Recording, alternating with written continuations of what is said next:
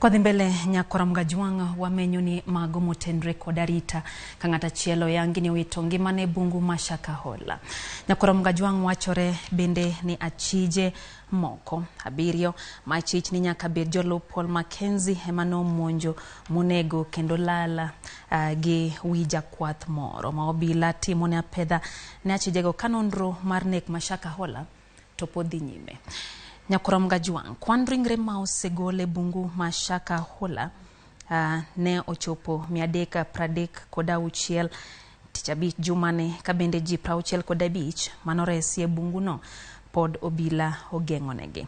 E kinde no bende Mackenzie minode Roda Maweu kod achije 16 mamoko imedo dinegi e send obila ma Malindi. Chijego ne odar duok e kar twech ma Malindi bang' ka moko kuomgi notuo chiemo kano geng'negi e send obila ma Mombasa.